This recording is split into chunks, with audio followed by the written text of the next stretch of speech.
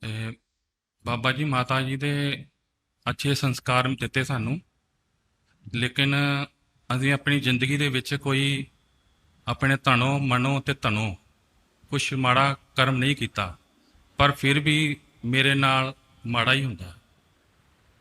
ਬੇਟਾ ਆਪਾਂ ਨੂੰ ਕੀ ਪਤਾ ਮਾੜਾ ਕੀ ਹੈ ਚੰਗਾ ਕੀ ਹੈ। ਜੋ ਵੀ ਹੁੰਦਾ ਹੈ, ਕਰਮਾਂ ਕਰਕੇ ਹੁੰਦਾ ਹੈ।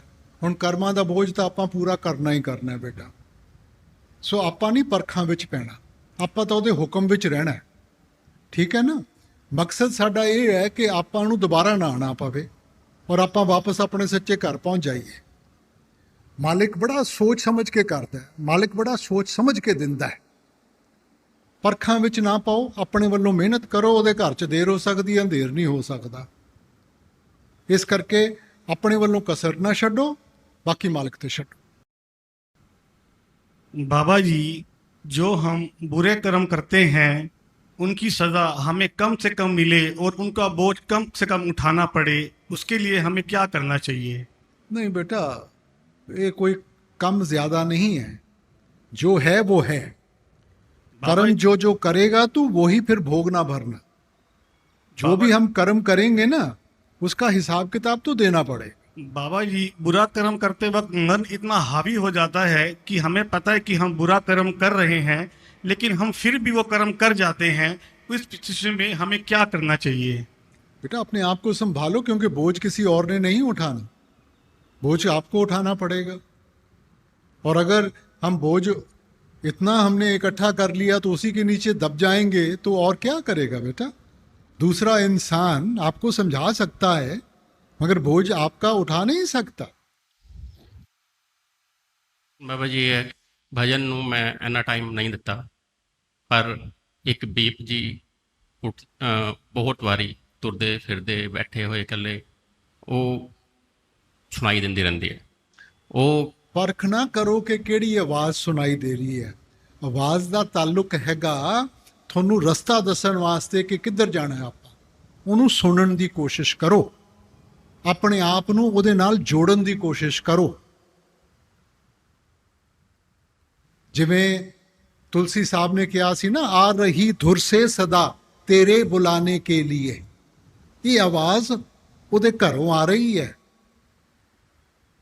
ਸਾਨੂੰ ਬੁਲਾਵਾ ਦੇ ਰਹੀ ਹੈ। ਉਹਨੂੰ ਸੁਣ ਕੇ ਆਪਾਂ ਨੂੰ ਪਤਾ ਚੱਲਦਾ ਕਿ ਆਪਾਂ ਕਿੱਧਰ ਜਾਣਾ ਹੈ। ਆਪਣੇ ਆਪ ਨੂੰ ਉਹਦੇ ਨਾਲ ਜਾਣ ਦਿਓ, ਬਜਾਏ ਇਹਦੇ ਕਿ ਸੋਚੀਏ ਕਿਹੜੀ ਆਵਾਜ਼ ਹੈ, ਕਿੱਥੋਂ ਆ ਰਹੀ ਹੈ, ਨਹੀਂ ਆ ਰਹੀ ਹੈ। ਸੁਣੋ, ਆਨੰਦ ਲਓ। ਠੀਕ ਹੈ ਬਾਬਾ ਜੀ, ਅੰਗ ਸੰਗ ਰਿਓ, ਭਜਨ ਸਿਮਰਨ ਕਰਾਓ ਬਾਬਾ ਜੀ। ਬਾਬਾ ਜੀ ਰਾਜ ਸਵਾਮੀ, ਬਾਬਾ ਜੀ ਮੇਰਾ ਪਹਿਲਾ ਕੁਐਸਚਨ ਇਹ ਹੈ ਕਿ ਬਾਬਾ ਜੀ ਸੰਤ ਮਤ ਚ ਫਿਜ਼ੀਕਲ ਦਰਸ਼ਨਾਂ ਦੀ ਕੀ ਇੰਪੋਰਟੈਂਸ ਹੈ, ਕੀ ਮਹੱਤਤਾ ਹੈ ਬਾਬਾ ਜੀ? ਬੇਟਾ ਜਿਵੇਂ ਮੈਂ ਬੇਨਤੀ ਕੀਤੀ ਨਾ ਕਿ ਮਨ ਸੰਬੰਧ ਦੇ ਨਾਲ ਚੱਲਦਾ ਹੈ। ਇਹਨੇ ਹਰੇਕ ਚੀਜ਼ ਦਾ ਇੱਕ ਸੰਬੰਧ ਜੋੜਿਆ ਹੋਇਆ ਹੈ। ਕਈ ਇਨਸਾਨਾਂ ਦੇ ਨਾਲ ਖੁਸ਼ੀ ਦਾ ਸੰਬੰਧ ਹੈ, ਉਹਨਾਂ ਨੂੰ ਦੇਖ ਕੇ ਬੜੀ ਖੁਸ਼ੀ ਹੁੰਦੀ ਹੈ। ਕਈ ਇਨਸਾਨਾਂ ਦੇ ਨਾਲ ਕਿਉਂਕਿ ਸਾਡਾ ਵਰਤਾਵ ਕਿਤੇ ਚੰਗਾ ਨਹੀਂ ਹੋਇਆ ਜਾਂ ਉਹਨਾਂ ਨੇ ਕੁਝ ਕਹਿਤਾ ਤਾਂ ਉਹ ਬੜਾ ਨੈਗੇਟਿਵ ਜਿਹਾ ਸੰਬੰਧ ਜੁੜਿਆ ਹੁੰਦਾ ਹੈ। ਉਹਨਾਂ ਨੂੰ ਦੇਖ ਕੇ ਇਨਸਾਨ ਨੂੰ ਗਿਲੇ ਸ਼ਿਕਵੇ ਜਾਂ ਗੁੱਸਾ ਜਾਂ ਹੋਰ ਕੁਝ ਆ ਜਾਂਦਾ ਹੈਗਾ। ਉਸੇ ਤਰ੍ਹਾਂ ਜਿਹੜਾ ਮੁਰਸ਼ਿਦ ਹੈ ਉਹਦਾ ਸੰਬੰਧ ਪਰਮਾਰਥ ਦੇ ਨਾਲ ਜੁੜਿਆ ਹੋਇਆ ਹੈ। ਸੋ ਜਦੋਂ ਵੀ ਆਪਾਂ ਦਰਸ਼ਨ ਕਰਦੇ ਹਾਂ, ਪਰਮਾਰਥ ਦੇ ਨਾਲ ਦੀ ਤਰਫ ਧਿਆਨ ਜਾਂਦਾ ਹੈਗਾ, ਅੰਦਰ ਇੱਕ ਹੋਰ ਜਿਹਾ ਮਾਹੌਲ ਮਹਿਸੂਸ ਹੁੰਦਾ ਹੈ। ਮਗਰ ਜੋੜਨਾ ਅੰਦਰ ਹੈ, ਬਾਹਰ ਨਹੀਂ। ਅਸੀਂ ਸ਼ਰੀਰਾਂ ਦੀ ਭਗਤੀ ਨਹੀਂ ਕਰਨੀ, ਭਗਤੀ ਸ਼ਬਦ ਦੀ ਕਰਨੀ ਹੈ। ਸੋ ਇਹ ਸਿਰਫ ਸਿਖਾਉਣ ਵਾਸਤੇ ਹੈ। ਜਿਵੇਂ ਮਾਂ-ਬਾਪ ਦਾ ਸੰਬੰਧ ਹੈਗਾ ਕਿ ਉਹਨਾਂ ਨੇ ਸਾਨੂੰ ਪਾਲਿਆ ਪੋਸਿਆ ਹੈ, ਸਾਡੀ ਦੇਖਭਾਲ ਕੀਤੀ ਹੈਗੀ ਹੈ, ਉਸੇ ਤਰ੍ਹਾਂ ਸਾਡਾ ਮੁਰਸ਼ਿਦ ਦੇ ਨਾਲ ਸੰਬੰਧ ਹੈ, ਇੱਕ ਪੋਜ਼ਿਟਿਵ ਪਰਮਾਰਥ ਦਾ। ਬਾਬਾ ਜੀ ਮੇਰਾ ਦੂਜਾ ਕੁਐਸਚਨ ਇਹ ਹੈ, ਬਾਬਾ ਜੀ ਜਦ ਅਸੀਂ ਡੇਰੇ ਆਉਂਦੇ ਹਾਂ, ਸੇਵਾ ਕਰਦੇ ਹਾਂ, ਤੁਹਾਡੇ ਦਰਸ਼ਨ ਵੀ ਕਰਦੇ ਹਾਂ ਬਾਬਾ ਜੀ, ਉਸ ਟਾਈਮ ਬਾਬਾ ਜੀ ਸਾਡਾ ਮਨ ਬਹੁਤ ਨੀਵਾਂ ਹੋਇਆ ਹੁੰਦਾ, ਉਹ ਸਾਡੀ ਵੀਰੇ ਤੜਪ ਬੜੇ ਪੀਕ ਤੇ ਹੁੰਦੀ ਹੈ। ਬਟ ਬਾਬਾ ਜੀ 2-3 ਦਿਨਾਂ ਬਾਅਦ ਬਾਬਾ ਜੀ ਫਿਰ ਉਸੇ ਮਤਲਬ ਵੀਰੇ ਤੜਪ ਸਾਡੀ ਕੰਟੀਨਿਊ ਨਹੀਂ ਕਰ ਪਾਉਂਦੀ ਬਾਬਾ ਜੀ। ਮਾਲਿਕ ਨਹੀਂ ਬੇਟਾ ਕੋਈ ਚੀਜ਼ ਦੇ ਕੇ ਵਾਪਸ ਲੈਂਦਾ। ਇਹਦਾ ਮਤਲਬ ਕਿ ਸਾਡਾ ਮਨ ਇੰਨਾ ਹਾਵੀ ਹੋਇਆ ਹੋਇਆ ਹੈਗਾ ਕਿ ਅਸੀਂ ਮਾਹੌਲ ਬਣਾ ਕੇ ਵੀ ਉਹਨੂੰ ਨਿਭਾ ਨਹੀਂ ਸਕਦੇ। ਇਹਦਾ ਮਤਲਬ ਬਾਗਡੋਰ ਸਾਡੇ ਹੱਥ ਵਿੱਚ ਨਹੀਂ ਗੀ। ਜੇ ਸਾਡੇ ਹੱਥ ਵਿੱਚ ਹੁੰਦੀ ਤਾਂ ਜਿਹੜੀ ਚੀਜ਼ ਨੂੰ ਤੁਸੀਂ ਅਹਿਮ ਮੰਨਦੇ ਹੋ ਐਂ ਤਾਂ ਨਹੀਂ ਖੋ ਸਕਦੇ ਬੇਟਾ। ਸੋ ਮਨ ਹਾਵੀ ਹੋ ਜਾਂਦਾ ਬੇਟਾ। ਇਹਦਾ ਮਤਲਬ ਹੈ ਕਿ ਸਾਨੂੰ ਹੋਰ ਲੋੜ ਹੈ ਕਿ ਆਪਾਂ ਭਜਨ ਸਿਮਰਨ ਕਰੀਏ ਕਿ ਮਨ ਦੀ ਬਾਗਡੋਰ ਸਾਡੇ ਹੱਥ ਵਿੱਚ ਹੋਵੇ ਬੇਟਾ। ਬਾਬਾ ਜੀ ਦਇਆ ਮਿਹਰ ਬਣਾ ਕੇ ਰੱਖੇ ਬਾਬਾ ਜੀ। ਰਸਮ ਬਾਬਾ ਜੀ, ਜਿੱਦਾਂ ਬਹੁਤ ਸਾਰੀਆਂ ਐਨਜੀਓ ਚੱਲਦੀਆਂ ਪਈਆਂ ਪੰਜਾਬ ਦੇ ਵਿੱਚ, ਬਾਹਰ ਵਿੱਚ ਵੀ, ਤੇ ਡੇਰੇ ਕੋਲ ਬਹੁਤ ਸਾਰੇ ਜਨ ਸਾਧਨ ਵੀ ਹੈ, ਚਲੋ ਪੈਸਾ ਵੀ ਕਹਿ ਸਕਦੇ ਕਿ ਹੈ, ਤੇ ਡੇਰਾ ਕਿਉਂ ਨਹੀਂ ਇਦਾਂ ਕਰਦਾ ਕਿ ਜੋ ਆਪਣੇ ਪਿੰਡਾਂ ਵਿੱਚ ਜਾਂ ਸ਼ਹਿਰਾਂ ਵਿੱਚ ਜੋ ਗਰੀਬ ਬੱਚੀਆਂ ਜੋ ਵਿਆਹੁਣਯੋਗ ਨੇ ਪਰ ਉਹਨਾਂ ਦੇ ਪਰਿਵਾਰ ਨੂੰ ਜੋ ਸਮੱਗਰੀ ਚਾਹੀਦੀ ਹੁੰਦੀ ਵਿਆਹ ਵੇਲੇ ਉਹ ਪੂਰੀ ਨਹੀਂ ਹੋ ਪਾਉਂਦੀ, ਹਨਾ। ਪਿੰਡ ਦੇ ਕਾਫੀ ਲੋਕ ਮਿਲ ਕੇ ਕਰਦੇ ਆ ਪਰ ਕੁਝ ਚੀਜ਼ਾਂ ਫਿਰ ਵੀ ਰਹਿ ਜਾਂਦੀਆਂ ਨੇ, ਤੇ ਕਿਉਂ ਨਹੀਂ ਬਾਬਾ ਜੀ ਡੇਰਾ ਇਦਾਂ ਸਟਾਰਟਿੰਗ ਕਰਦਾ ਕਿ ਉਹ ਉਹਨਾਂ ਗਰੀਬ ਬੱਚਿਆਂ ਦੀ ਕੋਈ ਹੈਲਪ ਕਰ ਸਕੇ ਜਿਨ੍ਹਾਂ ਦੇ ਮਕਾਨ ਪਰ ਮਤਲਬ ਕਿ ਪਿੰਡਾਂ ਵਿੱਚ ਜਾਂ ਸ਼ਹਿਰਾਂ ਵਿੱਚ ਉੱਦਾਂ ਦੇ ਰਹਿਣ ਯੋਗ ਨਹੀਂ ਹੈਗੇ। ਡੇਰਾ ਕਿਉਂ ਨਾ ਉਹਨਾਂ ਨੂੰ ਮਕਾਨ ਇੱਕ ਵਧੀਆ ਪ੍ਰੋਵਾਈਡ ਕਰ ਸਕਦਾ। ਬੇਟਾ ਇੱਕ ਹੈਗਾ ਸੋਸ਼ਲ ਤਾਂ ਦੂਜਾ ਹੈਗਾ ਪਰਮਾਰਥੀ। ਜੀ। ਸੋਸ਼ਲ ਕੰਮ ਕਰਨ ਵਾਲੇ ਬਹੁਤ ਸੰਸਥਾਵਾਂ ਹੈਗੀਆਂ, ਕੋਈ ਕਮੀ ਨਹੀਂ ਗਈ। ਸਿਰਫ ਪਰਮਾਰਥ ਕਰਨ ਵਾਲੀਆਂ ਕਿੰਨੀਆਂ? ਹੁਣ ਹੁੰਦਾ ਕੀ ਹੈ ਬੇਟਾ, ਸ਼ੁਰੂਆਤ ਪਰਮਾਰਥ ਤੋਂ ਹੁੰਦੀ ਹੈ। ਜਿਵੇਂ ਜਿਵੇਂ ਸੰਗਤ ਵੱਧਦੀ ਜਾਂਦੀ ਹੈ ਥੋੜਾ ਜਿਹਾ ਲੋੜ ਮਹਿਸੂਸ ਹੁੰਦਾ ਹੈ ਕਿ ਬਈ ਇਧਰਲੇ ਪਾਸੇ ਵੀ ਧਿਆਨ ਦੇਣਾ ਚਾਹੀਦਾ ਹੈਗਾ, ਮਗਰ ਉਹ ਨਿਭਾਉਣ ਵਾਸਤੇ ਬੇਟਾ ਫਿਰ ਇੱਕ ਬਹੁਤ ਵੱਡਾ ਸਟਰਕਚਰ ਖੜਾ ਕਰਨਾ ਪੈਂਦਾ। ਜਿੰਨਾ ਸਟਰਕਚਰ ਖੜਾ ਕਰੋਗੇ ਉਨੇ ਇਨਸਾਨ ਚਾਹੀਦੇ ਹੈ। ਇਨਸਾਨ ਆਣਗੇ, ਵਿੱਚ ਜੈਲਸੀ ਆ ਜੂਗੀ, ਵਿੱਚ ਲੱਤ ਖਿੱਚਣੀ ਪੈਸੇ ਦਾ, ਇਹ ਸਾਰਾ ਕੁਝ ਆ ਜੂਗਾ। ਉਹਦੇ ਨਾਲ ਹੋਊਗਾ ਕਿ ਉਹ ਪਰਮਾਰਥ ਡਾਇਲਿਊਟ ਹੋ ਜਾਂਦੀ। ਕੀ ਚਾਹੀਦਾ ਹੈ? ਆਪਾਂ ਇਨਸਾਨ ਨੂੰ ਚੰਗੇ ਇਨਸਾਨ ਬਣਾਈਏ ਕਿ ਉਹ ਖੁਦ ਇਹੋ ਜਿਹੇ ਕਾਰਜ ਕਰਨ ਕਿ ਆਪਾਂ ਖੁਦ ਕਰਨੇ ਸ਼ੁਰੂ ਕਰ ਦਈਏ ਔਰ ਇਨਸਾਨ ਨਿਕੰਮੇ ਦੇ ਨਿਕੰਮੇ ਰਹਿਣ। ਇਸ ਕਰਕੇ ਬੇਟਾ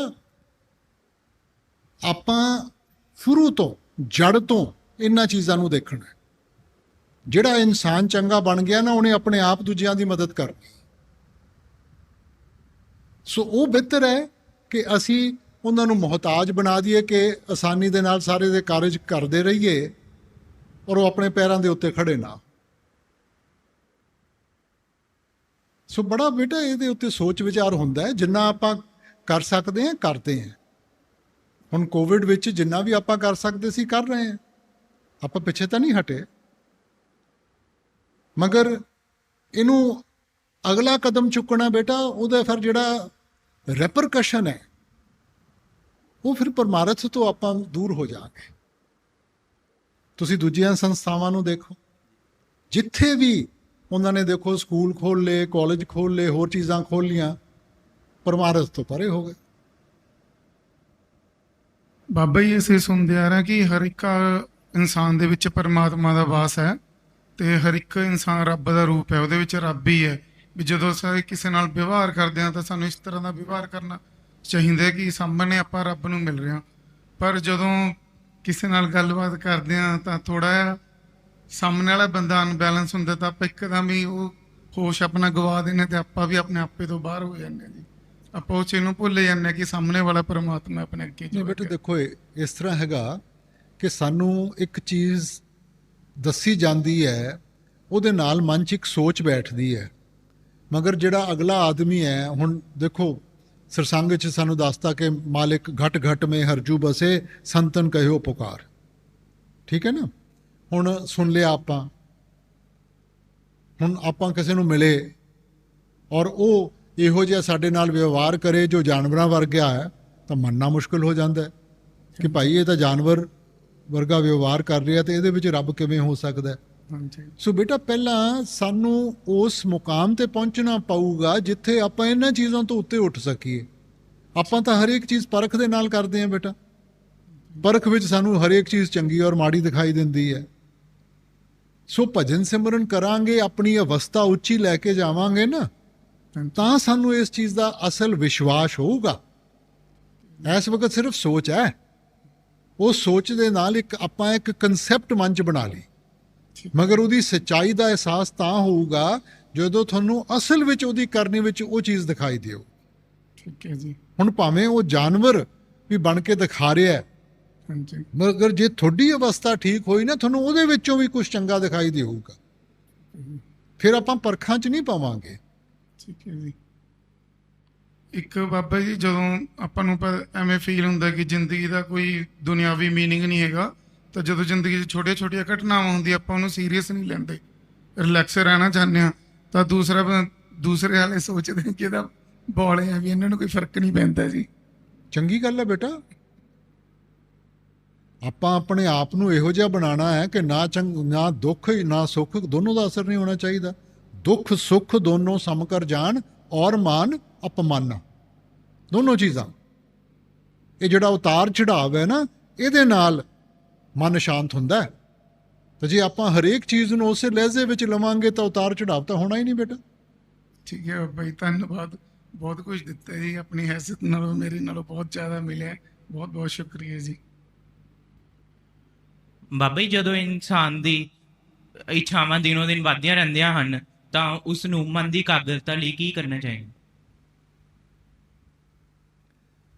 ਬੇਟਾ ਇਹਦੇ 'ਚ ਦੋ ਪਹਿਲੂ ਹੈਗੇ ਆ। ਇੱਕ ਤਾਂ ਇਹ ਹੈਗਾ ਕਿ ਆਪਾਂ ਇਹੋ ਜਿਹੀ ਅਵਸਥਾ ਬਣਾਈਏ ਕਿ ਜੋ ਵੀ ਕੰਮ ਕਰੀਏ ਨਿਸ਼ਕਾਮ ਹੋ ਕੇ ਕਰੀਏ, ਕਿ ਉਹਦੇ ਵਿੱਚ ਗਿਣਤੀ ਨਹੀਂ ਲਿਆਣੀ ਕਿ ਇਹਦੇ 'ਚ ਮੈਨੂੰ ਕੀ ਮਿਲੂਗਾ। ਕਿਉਂਕਿ ਜਿੱਥੇ ਗਿਣਤੀ ਲੈ ਆਏ ਤਾਂ ਬੇਟਾ ਕਾਰੋਬਾਰ ਹੋ ਗਿਆ, ਫਿਰ ਉਹ ਸੇਵਾ ਭਾਵਨਾ ਦੀ ਗੱਲ ਨਹੀਂ ਹੋਈ ਵਿੱਚ। ਮਗਰ ਉਹ ਤਾਂ ਲਕਸ਼ ਹੈਗਾ।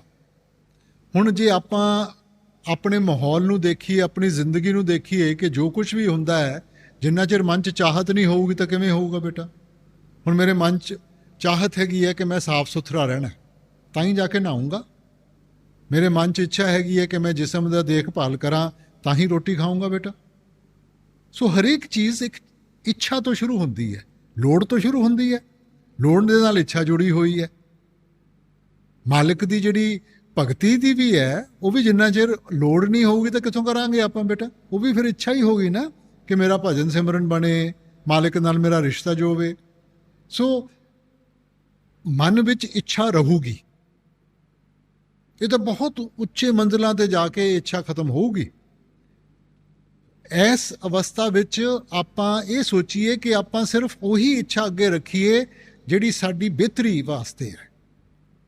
ਹੁਣ ਜਿਵੇਂ ਮਾਲਕ ਦੀ ਭਗਤੀ ਹੈ ਜਾਂ ਸੇਵਾ ਹੈ ਜਾਂ ਇਹ ਚੀਜ਼ਾਂ ਹੈਗੀਆਂ, ਬਜਾਏ ਇਹਦੇ ਕਿ ਇਹ ਚੀਜ਼ਾਂ ਮੰਗੀਏ ਜਿਹੜੇ ਪੈਰਾਂ 'ਚ ਆ ਕੇ ਬੇੜੀਆਂ ਪੈ ਜਾਣਗੀਆਂ। ਜਿਸ ਚੀਜ਼ ਦੇ ਨਾਲ ਮੇਰਾ ਬੋਝ ਵਧੂਗਾ ਉਹਨੂੰ ਹਾਸਿਲ ਕਰਨ ਦਾ ਮੈਨੂੰ ਕੀ ਫਾਇਦਾ ਹੋਇਆ ਬੇਟਾ। ਜਿਸ ਚੀਜ਼ ਦੇ ਨਾਲ ਮੇਰਾ ਬੋਝ ਹਲਕਾ ਹੋਊਗਾ ਮੈਂ ਉਹਦੀ ਤਰਫ ਵਧਾਂ। ਇਸ ਕਰਕੇ ਆਪਾਂ ਨੂੰ ਵਿਵੇਕ ਦਿੱਤੀ ਗਈ ਹੈ ਬੇਟਾ ਕਿ ਸੋਚੀਏ ਸਮਝੀਏ ਤਾਂ ਆਪਾਂ ਮੰਗ ਅੱਗੇ ਰੱਖੀਏ। ਨਾਮਦਾਨ ਦੀ ਬਖਸ਼ਿਸ਼ ਕਰਨਾ। Thank you Baba ji. ਕਦੀ ਸੋਚਿਆ ਨਹੀਂ ਸੀ ਬਾਬਾ ਜੀ ਵੀ ਇਹ ਮੌਕਾ ਸਾਨੂੰ ਮਿਲੂਗਾ। ਬਹੁਤ ਬਹੁਤ ਥੈਂਕ ਯੂ ਬਾਬਾ ਜੀ।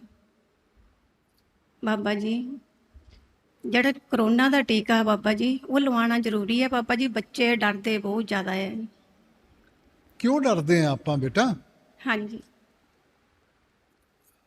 ਇਹ ਠੀਕ ਹੈਗਾ ਕਿ ਲੋਕਾਂ ਦਾ ਅਲੱਗ-ਅਲੱਗ ਨਜ਼ਰੀਆ ਹੈਗਾ, ਹਾਂਜੀ, ਮਗਰ ਡੇਰੇ ਵਿੱਚ ਤਾਂ ਸਾਰਿਆਂ ਨੇ ਲਗਾ ਲਿਆ, ਦੂਜਾ ਵੀ ਲਵਾ ਲਿਆ। ਸਭ ਤੋਂ ਪਹਿਲਾਂ ਮੈਂ ਲਾਇਆ, ਅੱਛਾ ਜੀ, ਤੇ ਜੇ ਮੈਨੂੰ ਕੁਝ ਨਹੀਂ ਹੋਇਆ ਤਾਂ ਤੁਸੀਂ ਕਿਉਂ ਘਬਰਾਉਂਦੇ ਹੋ? ਠੀਕ ਬਾਬਾ ਜੀ। ਹਾਂਜੀ, ਥੈਂਕ ਯੂ ਬਾਬਾ ਜੀ। ਰਾਜ ਸਿੰਘ ਬਾਬਾ ਜੀ। ਬਾਬਾ ਜੀ, ਮੇਰਾ ਕੁਐਸਚਨ ਹੈ ਵੀ ਸਤਸੰਗੀ ਲਈ ਤੁਸੀਂ ਮਤਲਬ ਪਰਮਾਰਥ ਲਈ ਆਪਾਂ ਨੇ ਸੇਵਾ ਤੇ ਨਾਮਦਾਨ ਬਖਸ਼ਿਆ ਹੈ, ਤੇ ਸਵਾਰਥ ਲਈ ਕੋਈ ਨੌਕਰੀ ਪੇਸ਼ਾ ਕਰਦਾ, ਕੋਈ ਬਿਜ਼ਨਸ ਕਰਦਾ ਹੈ। ਦੋਨਾਂ ਲਈ ਇਮਾਨਦਾਰੀ ਬਹੁਤ ਜ਼ਰੂਰੀ ਹੈ। ਤੇ ਬਾਬਾ ਜੀ, ਇਹ ਹੋ ਸਕਦਾ ਜਿਵੇਂ ਆਪਾਂ ਮਤਲਬ ਇਮਾਨਦਾਰੀ ਪਰਮਾਰਥ ਲਈ ਤਾਂ ਵਰਤ ਰਹੇ ਹਾਂ ਬਹੁਤ, ਬਟ ਆਪਣਾ ਜਿਹੜਾ ਜਿੱਥੋਂ ਰੋਜੀ ਰੋਟੀ ਚੱਲਦੀ ਹੈ ਉਸ ਜਗ੍ਹਾ ਤੇ ਆਪਾਂ ਇਮਾਨਦਾਰੀ ਨਹੀਂ ਵਰਤਦੇ, ਫਿਰ ਕਿਆ ਅਸੀਂ ਆਪਣਾ ਸਵਾਰਥ ਸਵਾਰ ਸਕਦੇ ਹਾਂ ਉਸ ਪਰਮਾਰਥ? ਬੇਟਾ ਕਿਵੇਂ ਫਿਰ ਭਜਨ ਸਿਮਰਨ ਕਿਵੇਂ ਬਣੂਗਾ ਬੇਟਾ? ਦੇਖੋ ਹਜ਼ੂਰ ਕਿਆ ਕਰਦੇ ਸੀ, ਮਨ ਕਾਬੂ ਵਿੱਚ ਹੈ ਤਾਂ ਇਸ ਤੋਂ ਬਿਹਤਰ ਦੋਸਤ ਨਹੀਂ ਹੋ ਸਕਦਾ। ਮਨ ਬੇਕਾਬੂ ਹੈ ਤਾਂ ਇਸ ਤੋਂ ਵੱਡਾ ਦੁਸ਼ਮਣ ਨਹੀਂ ਹੋ ਸਕਦਾ। ਹੁਣ ਜੋ ਵੀ ਕਰਾਂਗੇ ਮਨ ਦੇ ਉੱਤੇ ਦਾ ਅਸਰ ਪਊਗਾ ਜੀ। ਤੇ ਜੇ ਮਨ ਹੀ ਦਾਗੀ ਹੋ ਗਿਆ, ਮਨ ਦੇ ਉੱਤੇ ਇਹੋ ਜਿਹੇ ਪ੍ਰਭਾਵ ਪੈ ਗਏ, ਉਹ ਮਨ ਫਿਰ ਲੱਗੂਗਾ ਵੀ ਨਹੀਂ ਬੇਟਾ। ਫਿਰ ਤਾਂ ਜਿਹੋ ਜਿਹੇ ਪ੍ਰਭਾਵ ਪਏ ਉਹਨਾਂ ਨੇ ਮਨ ਨੇ ਉਸੇ ਤਰਫ ਹੀ ਖਿੱਚਣਾ ਆਪਾਂ ਨੂੰ। ਮਨ ਸਾਫ਼ ਸੁਥਰਾ ਹੋਊਗਾ ਫਿਰ ਹੀ ਤੁਸੀਂ ਅੱਖਾਂ ਦੇ ਪਿੱਛੇ ਟਿਕਾਓਗੇ। ਬਾਬਾ ਜੀ ਭਜਨ ਸਿਮਰਨ ਦੀ ਦਿਆ ਕਰਿਓ ਤੇ ਬੱਚਿਆਂ ਦੇ ਦਿਆ ਪਰ ਹੱਥ ਰੱਖਿਓ ਬਾਬਾ ਜੀ। ਦੂਜਾ ਸਵਾਲ ਬਾਬਾ ਜੀ ਇਹ ਆ ਵੀ ਪਿਤਾ ਜੀ ਜਿਹੜੇ ਹੈਗੇ ਉਹਨਾਂ ਨੇ ਨਾਮਦਾਨ ਵੱਡੇ ਮਹਾਰਾਜ ਜੀ ਕੋਲ ਲਿਆ ਆ ਤੇ ਉਹਨਾਂ ਦੇ ਤਾਂਘ ਬੜੀ ਆ, ਦਰਸ਼ਨਾਂ ਦੀ ਤੁਹਾਡੀ ਤਾਂਘ ਬੜੀ ਆ। ਉਹਨਾਂ ਦੇ ਬਹੁਤ ਵਾਰ ਮੈਨੂੰ ਆਖ ਚੁੱਕੇ ਹੈਗੇ ਵੀ ਮੈਨੂੰ ਬਾਬਾ ਜੀ ਦੇ ਦਰਸ਼ਨ ਕਰਾ ਕੇ ਲਿਆਓ, ਮੈਨੂੰ ਬਾਬਾ ਜੀ ਦੇ ਤੁਸੀਂ ਅੱਜ ਲੈ ਆਣਾ ਸੀਗਾ ਨਾਲ। ਬਾਬਾ ਜੀ 100 ਸਾਲ ਉਮਰ ਹੋ ਗਈ ਜੀ ਉਹਨਾਂ ਦੀ। ਅੱਛਾ ਕੋਈ ਨਹੀਂ ਹਾਂਜੀ। ਬੇਟਾ, ਉਹਨਾਂ ਨੂੰ ਕਹੋ ਭਜਨ ਸਿਮਰਨ ਕਰਨ, ਯਾਦ ਕਰਨ, ਆਪਣੇ ਆਪ ਮਾਲਿਕ ਬਖਸ਼ਿਸ਼ ਕਰਨਗੇ। ਬਾਬਾ ਜੀ ਉਹਨਾਂ ਨੂੰ ਨਾਮਦਾਨ ਸ਼ਬਦ ਭੁੱਲ ਗਿਆ ਜੇ ਤੇ ਤੁਸੀਂ ਯਾਦ ਕਰਾ ਦਿਓ। ਹਾਂਜੀ ਤੁਸੀਂ ਯਾਦ ਕਰਾ ਦਿਓ। ਠੀਕ ਹੈ ਬਾਬਾ ਜੀ, ਠੀਕ ਜੀ। ਰਸਮ ਜੀ ਬੱਚਿਆਂ ਤੇ ਦਇਆ ਮਿਹਰ ਕਰਿਓ ਜੀ। My question is regarding what is the right time to go for Namdan or to try to get Namdan. For instance, in your satsang, you say that the most important thing in life is to be a good human being and have a clear heart. And I'm really working on that to get away from feelings of jealousy, pride, and anger.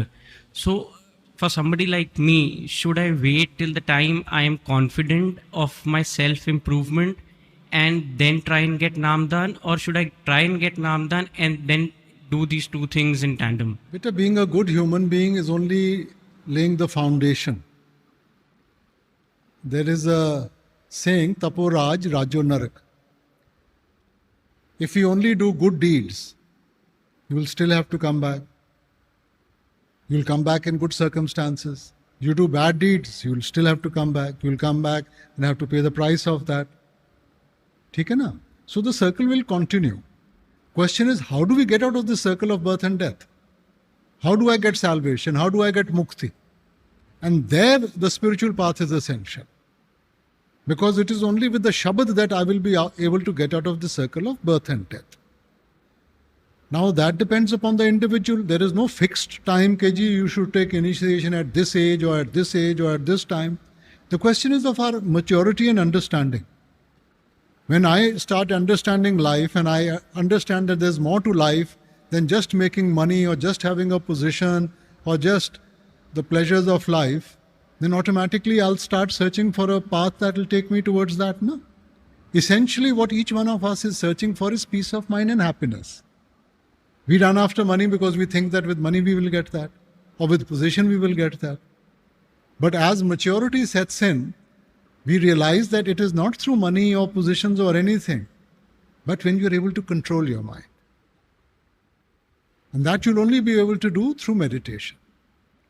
So that's up to you.